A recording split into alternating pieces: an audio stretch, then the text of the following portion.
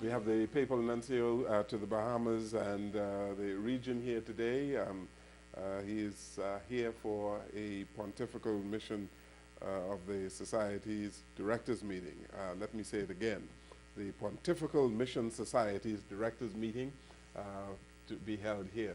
And Excellency, as I said at the break, in the Bahamas, there is an ongoing debate, as you would probably know, in other parts of this region on the issue of capital punishment.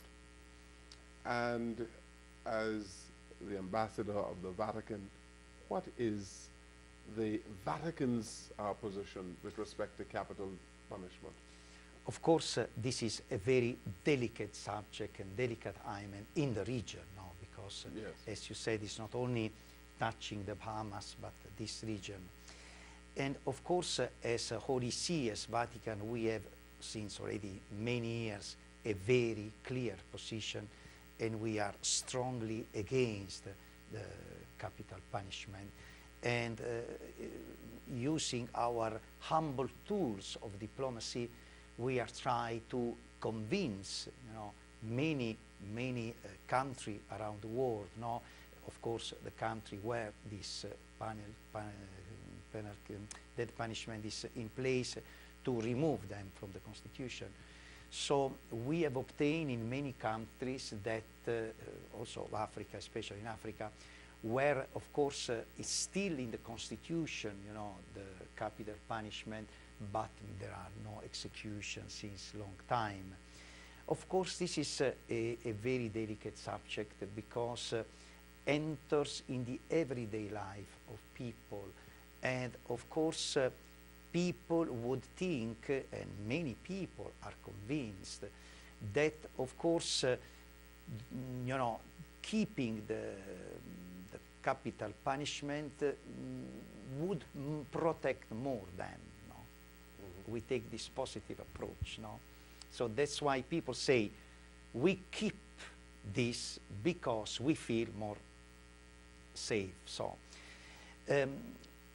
our way of thinking, as a deterrent, as we say, as we say also, we say, as our teaching of the Catholic Church is that we have seen already through the experience, also based on studies, that we have seen that even in the countries where the capital punishment still, we see that the numbers of these crimes, they have not diminished.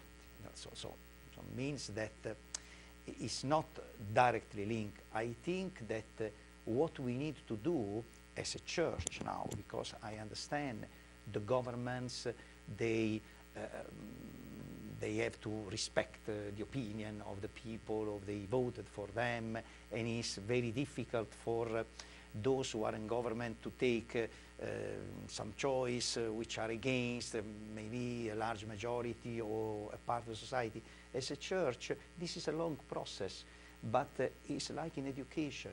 We have let grow the people in society, the respect for life, since the life has been conceived in the womb of a mother until dead. So it's a long process of education that we as a church we have to put in place with also other organizations that really will help us in this. So it is a long process. So I respect in a certain way those who think, but of course as a man of God, as men of the Holy See and the Vatican, we are strongly against this, and we hope that slowly in the society can grow this sense of respect for life.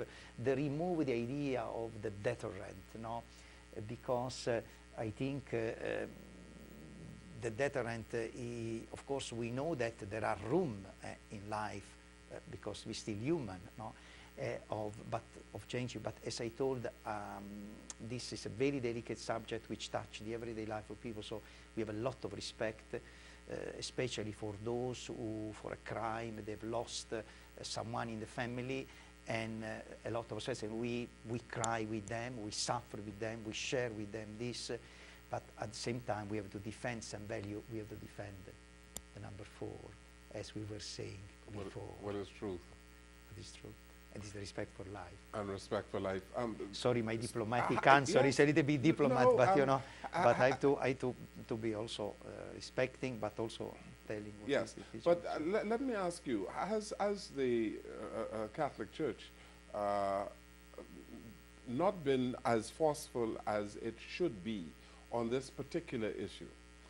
There are a good number of people who believe that the Catholic Church has not done well in educating people on the sanctity of life. It's true, and that's what I'm a little bit upset of that, because we have so many Catholic schools around the world, so many Catholic universities, and the teaching of ethics is always a secondary, in the teaching. Christian ethics. Christian ethics, and of course most of this is Christian value. Yes. And of course this is something I agree with you. So we have to do more. Of course there are some very strong Catholic community, like community of Sant'Egidio, who are dedicated completely to this. They spending a lot of their time, in convincing government. They invite head of states in Rome to try to, but this we know are long process. It's not something that can change in a very short time. Is something that has to start from the school, from education, but I think you're right, we need to do more. Having said that, there is a growing incidence of crime in this region. The phenomenon of crime is really challenging governments throughout this region. And having said that the Catholic Church is against capital punishment, what do you do in the face of increasing level of homicides in the region? How do you reduce the level of homicides or murders in our region, while at the same time holding on to the view that capital punishment is wrong? I have reflected a lot on this question. And myself, of course, because the situation differs from country to country, but I agree with you. I live, when I think what's happening in Jamaica, in Trinidad and Tobago, on other countries, so I'm deeply concerned, and we are promoting Day of Prayers, and so I think that crime can be reduced if there is a strong unity in the society. Cannot be different view between parties against the crime. What I feel that in the region, I don't see a unity, a strong unity, a strong view in fight the crime. Fighting a crime is not a question of this party, of this other party. I mean, fighting crime is question of society, of surviving of society, of protecting of society. We cannot have different view on how to fight the crime. So, indirectly, it's very difficult even for those, the police, those who are called directly to fight the crime, because the politicians and the government, they fight indirectly the crime. If they don't feel this strong sense of unity, I don't know now the situation here in Bahamas or in each country, but this is the general, view I have, that I think we need to be united. We cannot tolerate any kind of crime, and I cannot be upset if the party in the government is more successful in fighting the crime because maybe it can get more votes. No, to fight the crime is number 4. Is a value, I remain in the example before, is a value which really will interest everybody. I think that we as a church, we don't enter now in the political choice, but what we are doing through our Day of Prayers, these are interreligious, so it's not only among Christians, also with our religion, is really to let grow the awareness in the society that we have to be united. I think that if this unity between those who are directly involved in fighting the crime and those who are deciding the process, the law, is strong, I think this road will be strongly reduced. course. But This is my humble yes, view. yes. But the church in general is not united. You have various factions in Christendom not united on the main issues. They're not united on the issue, for instance, of capital punishment. There is a divergence of views on it. And so wouldn't this cause the faith, people's faith, to be shaken when people are not united on the fundamental Christian issues? So that's why I agree on you. That's why I was saying before, we are proposing giving day of prayer, meeting is even among ourselves. But I think that the very large majority of the Christian church are united on this subject. So there are certain churches who are not agree. But this is the problem. If does not grow this unity, it will be more difficult. Crime, prosper where there is no unity. And this is something, of course, we know very well that everybody wants to reduce crime. I mean, this is, of course, and I think that the good intentions are everywhere. The problem is how to put this good intention in place. We have to work for that unity, but I agree with you. Of course, there are certain, denomination who they not agree. But that's why we have now this Council of Churches. At this level, I think we are quite united. But of course, unity also does not mean uniformity, because this is another concept I try always very often to teach to my students. And so when we talk about unity, we're not talking about uniformity, but I think this will help. But I know it will be a long process. As we wind down this interview, tell me, what constitutes for the person a good quality of life? What is that? It's a combination. Good quality of life means to have strong value, mm-hmm. and strong goals. Mm-hmm. Most of our people falls in addiction. All kind of addiction. Very often I dedicate a lot of my time doing this ministry of listening, people who suffers addiction. And I realized that various forms of addiction. Very forms of addiction, all forms of addiction. You see, there are no strong value, no strong goals. So I think that a good quality of life is this mixture.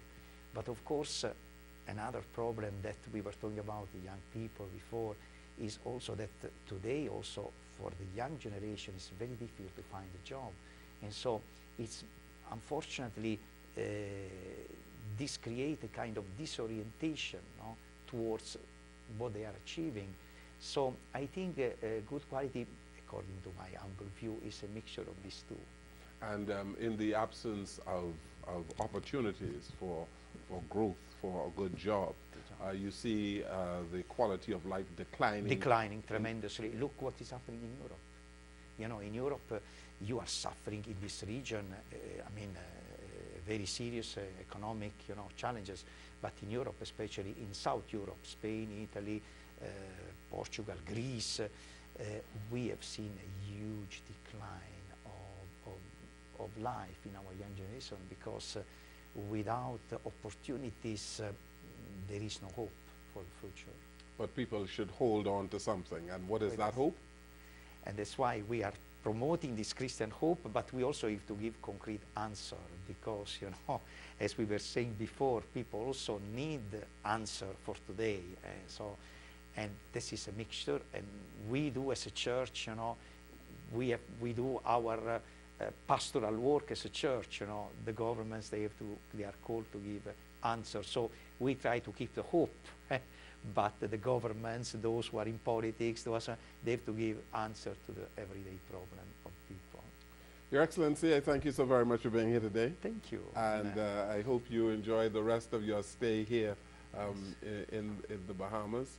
And you have provided tremendous food for thought on this program today. Thank you very much. Thank you. I also would like to give you the Holy Rosary blessed by Pope Francis. Oh. You will have his coat of arms on the rosary. Oh, thank you so very much. I don't know if You're you're very Catholic or kind. not, but anyway, Good. Thank you it so very much. symbolizes just a present. Yes, I know what the rosary is. Thank you so very you. much. I have a lot of Catholic friends as well.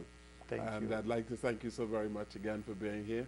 And as I said, enjoy the rest of your visit to the Bahamas, and I'm sure you would be back here very often since you're the Papal Nuncio. Thank you very much, and really it has been a pleasure to talk with you, to share with you, and I hope also, I would like to say also, and to greet those who will listen and will follow this program, I hope that they also, through this conversation, they also may reflect to something good for their life. Good. Thank you. Good. Thank you very much.